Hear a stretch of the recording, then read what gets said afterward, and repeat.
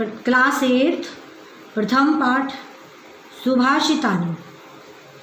श्लोक है गुणा गुण्येषु गुणः भवन्ति ते निर्गुणं प्राक् भवन्ति दोषा सुस्वादुतोया प्रभवन्तु नद्या समुद्रा साधा भवन्त्या प्रेया। इसमें स्पेलिंग्स गुणेषु गुणः, पहली लाइन का अर्थ गुणा गुणेषु। गुणेषु माने जो गुणवान होते हैं, गुणा गुणेषु गुणी गुणवान व्यक्ति, गुणा भवन्तु उनमें बहुत सारे गुण, भवन्ति माने होते हैं, जो गुणों से युक्त गुणेषु गुणवान व्यक्ति होते हैं उनमें गुणा भवन्ति बहुत सारे गुण होते हैं। ते वे मतलब वे गुणवान व्यक्ति निर्गुणम प्राप्त, निर्गुण को जब वे बुरे गुण को प्राप्त कर लेते हैं भवन्ति दोषा, तो उनके जितने भी गुण हैं वो दोष में बदल जाते हैं। सुस्वादुतोया जैसे, सुस्वादुतोया जैसे स्वादिष्ट यानी शुद्ध मीठे पानी से युक्त, नद्या माने नदियाँ, प्रभवन्ति माने निकलती हैं।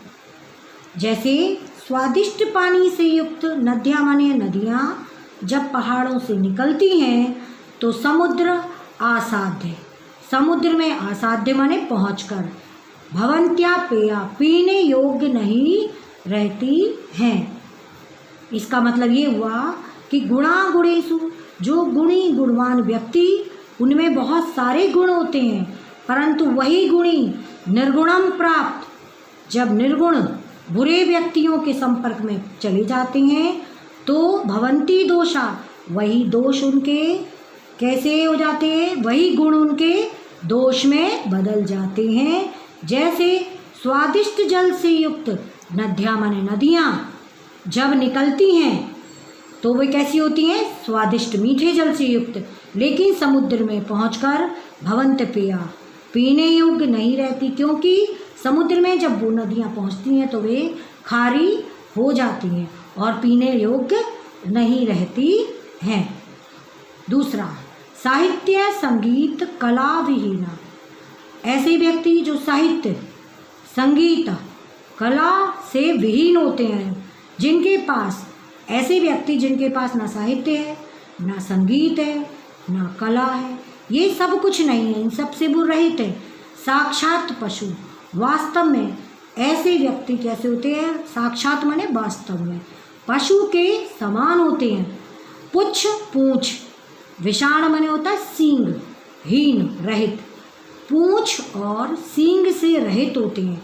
भले ही उनके सर पर सींग ना हो, पूंछ ना हो, इन सब से रहित, फिर भी ऐसे व्यक्ति पशु के समान होते हैं, जो जिनके पास ना साहित्य है ना संगीत है ना कला है, यानी किसी प्रकार का कोई ज्ञान ही नहीं है।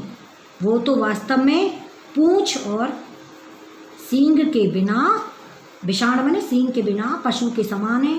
तृणम ना खादन अपि, तृणम माने घास, वे घास ना खाते हुए भी पशु नाम पशु की तरह जीवमान जीवित है।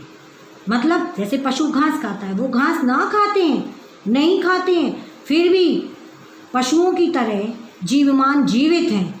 तद भागधेयम परम, तद भाग यह उनका अच्छा भाग्य, परम माने श्रेष्ठ भाग्य है कि वो पशुओं की तरह घास नहीं खाते बल्कि वो अच्छा भोजन करते हैं। गिने तो वो किसने, पशु की श्रेणी में ही जाते हैं, लेकिन तद भाग्य ये उनका भाग्य, परम श्रेष्ठ भाग्य है कि वो पशु ही की तरह माने जाते हैं। भले ही वो तृणम ना खादन अपि, घास ना खाते हो, अच्छा भोजन करते हो।